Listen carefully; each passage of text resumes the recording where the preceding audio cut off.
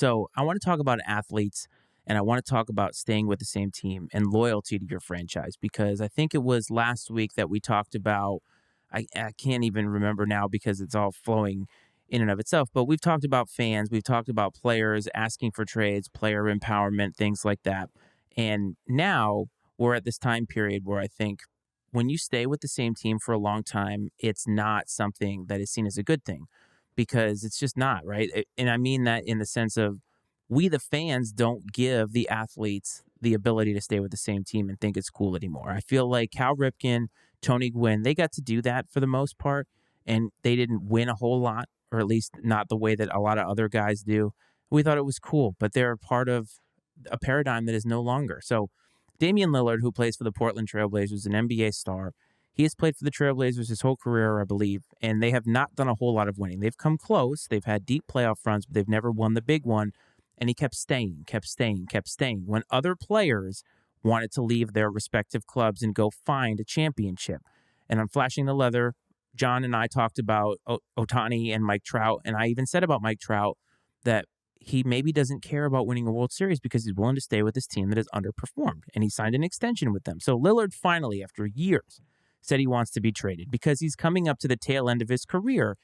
I personally think, you know what, he's allowed to do that. He's earned his stripes with this club, this franchise, and they, the fans, should want to see him do well. But I think that there is a lot of people who look at him and say, you're selfish for wanting to go find a winning club. Wanted to get your thoughts on that. Yeah, selfish, whatever. He's selfish in the fact that he's doing what he feels like is best for him.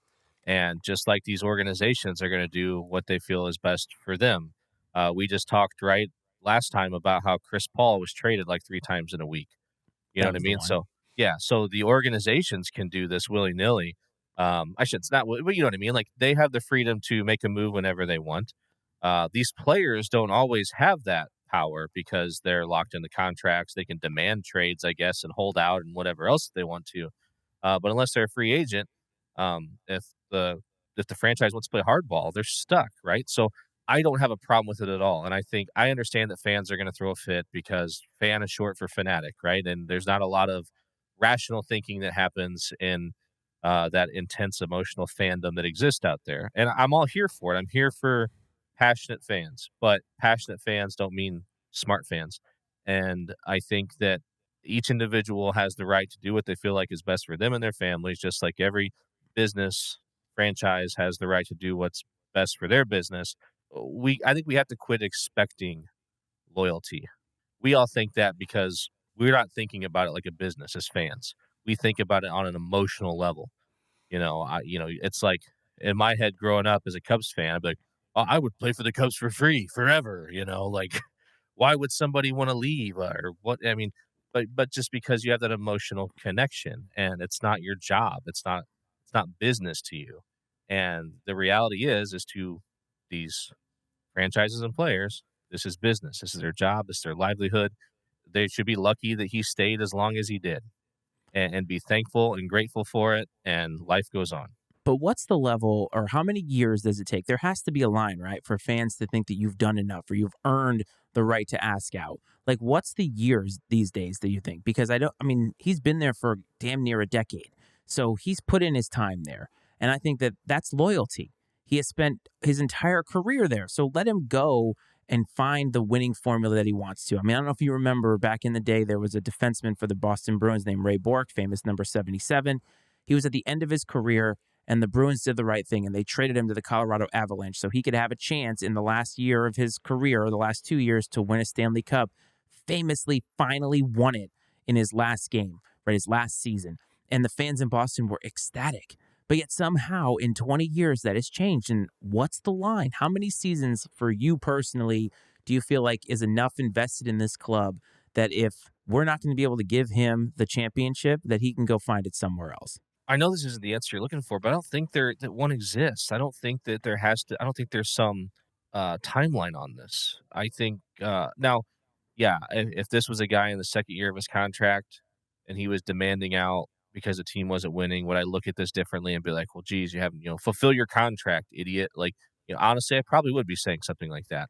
I just think that I don't know if there's a finite number of games. I think that if you're a fan, you've seen what this guy has done for you. I think you just know, if that makes any sense to you. I think you just, because for one guy it might be 10 years, for another guy it might be 5 years. What they do for you in that amount of time. If you're gonna force me to put some sort of a time frame on it, like if a guy came in 5 years, he took a team that was a perennial loser and got you into, you know, championship contention and this and that, and like turned the franchise around in a 5 year period of time, and then decided he wanted to move on. Like I would say he'd earned that right. Or in this case, you have a guy that comes in and he's just a long time guy that stays there through the good, the bad, the ugly, and now he's on the back end of his career and he wants to move on and maybe have a shot at a championship somewhere. It's the same thing. I think that he's earned that. But at the same time, I think these people are entitled to do whatever they feel like is the best thing for themselves. And I don't think that, the idea of people uh, supporting someone in these decisions is a thing from too far in the past because I think like Albert Pujols, right? He left the Cardinals. And yeah, initially there was some backlash and people were upset about it. But just what, last year? No, yeah, last year. Or even not. Well, last year he came back to the Cardinals to retire. But a few years when he first returned with the Angels to play in Busch Stadium, when that happened, like he was received, he got a hero's welcome.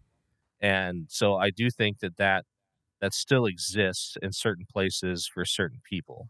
It's not. I don't think it's dead. It's funny you mention that though, because I think it's very player specific. Because, like, let's take LeBron, for example.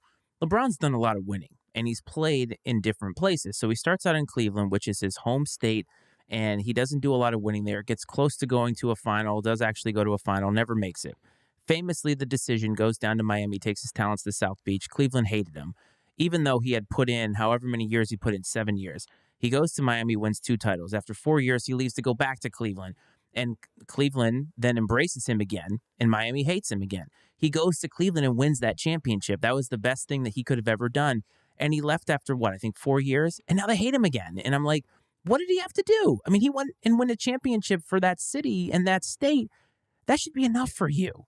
And he can go and do whatever the hell he wants. I just don't understand this mentality. And Kevin Durant, on the other end, he doesn't play for the Thunder for very long, but yet he gets close, right? Or he does. He gets drafted there, and he's been there for 5 or 6 years, whatever. They make it to a final. They lose to the Heat. So he decides they're going to actually go, or he decides he's going to go and play for Golden State. And they end up winning 2 championships. But he has been hated ever since then. And now he's seen as this mercenary. And so what's the difference between him and LeBron? Like, I just don't understand it. And yet they're embraced when they come back. Like, LeBron's embraced. And even the big stars can't get around this. This is a fan problem. This isn't really a player problem. And I mean, look at some of these guys in the major leagues. I mean, Albert Pujols signed that big contract. He had been with the Cardinals for 10 years before he signed that. And they just weren't willing to pony up the dough. Now, smartly, because obviously he cratered in terms of his production over that time period with the Angels, he wasn't seen as like selfish because he'd been there for 10 years. It was a business decision. And I feel like the fans just don't understand the business of it, the economics of it, and we just get too damn emotional. Yeah, it's the best and worst part about being a fan, right? Is the emotion.